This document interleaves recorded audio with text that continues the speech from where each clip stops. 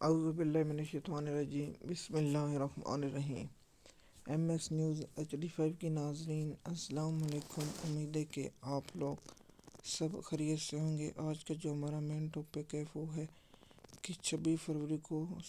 سماعت supreme court میں ہوگی،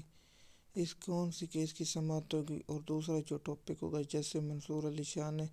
کی درخواست مسترد کر دی، اور اس کے بعد جیسے منصور علی شاہ نے چیف جسٹس کی آفر کو ٹھکرا دیا۔ اس کی تفصیلات آپ لوگوں کے ساتھ شیئر کریں گے،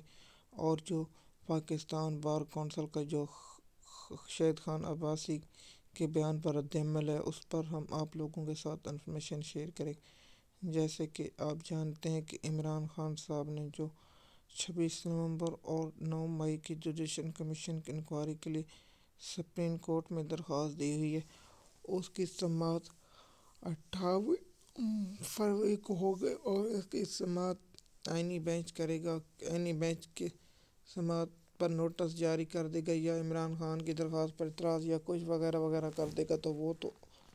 آئینی بینچ سے توقع نہیں کی جا سکتی، کیونکہ امین الدین خان اور مندو خیل جیسے لوگ بیٹھے ہیں جو نون لیگ کے ورکر ہیں، ان سے انصاف کی توقع تو کی نہیں جا سکتی۔ لیکن اب دیکھتے ہیں کہ آگے کیا ہوتا ہے، کیا عمران خان کی درخواستوں پر اعتراض رکھتے ہیں یا نوٹس، میرا خیال ہے نوٹس جاری کیے جائیں گے، یا عمران خان کی درخواستوں کو ناقابل سماعت قرار دی جائیں گی، یا یہ کہہ کر استدعا مسترد کر دی گئی کہ عدالت کے پاس ایسا ٹائم نہیں، یا یہ حکومت جوڈیشل کمیشن بنائے، یا اس پر انکوائری یا پریویٹ، یہ کیا ہوگا وہ جب سماعت ہوگی تو اس کے بعد ہم آپ لوگوں کو ساتھ اس کی تفصیلات سے آپ لوگوں کو آگاہ کر دیں گے۔ اور عمران خان کی اور بھی کیس ہیں جو 9 مئی کے سے ہیں، اور شیخ رشید کی جو بریت کی درخواست ہے سپریم کورٹ میں، وہ مقرر ہو چکی ہے۔ امید ہے یہ نوٹس جاری کر کے غیر مدت تک ملتوی کر دی جائے گی۔ جیسے اطہر من اللہ صاحب نے 2 سال ہونے والے جو سپریم کورٹ میں پینڈنگ ہیں سماعتیں، اور PTI کی جو ضمانت سے ملتوی کرنے کے بیچ وہ بھی مقرر ہو چکی ہیں۔ اب ان پر کیا ہوگا وہ بھی اس کی تفصیلات آپ لوگوں کے ساتھ شیئر کریں گے۔ جیسے آپ جاننا ہے کہ سعودی عرب میں 10 دن کے لیے جیسے منصور علی شاہ نے تقریبات میں جانا تھا، تو چیف جسٹس نے استدعا مسترد کی، کہا کہ آپ کو 2 دن کی چھٹی ملے گی، جس کو جیسے منصور علی شاہ نے استدعا مسترد کر دی، اور کہا کہ میں آپ کی اس آفر کو مسترد کرتا ہوں، اور اس پر جیسے منصور علی شاہ کا رد عمل ہے۔ دوسرا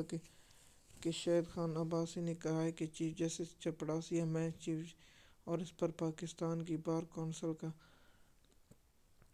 کا رد عمل ہے کہ چیف جسٹس کے لیے یہ نامناسب الفاظ ہیں، یہ استعمال نہیں کرنے چاہیے تھے۔ لیکن میں اس بات پر کرنا ہوں کہ چپڑاسی کے پاس تو اختیارات ہوتا ہے، وہ دروازہ بند کر دے کہ اسے اندر آنے دے یا اسے نہ دے،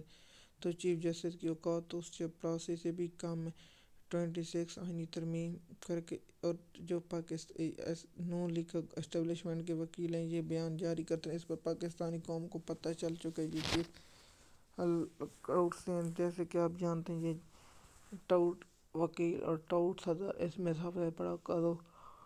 PTI کے رہنما حامد خان کا ہے، جو اس وقت وکیلوں کو لیڈ کرتا ہے، جو وکیلوں کی تحریک کو آگے بڑھاتا۔ لیکن افسوس کہ حامد خان صاحب اس تحریک اور وکیلوں کی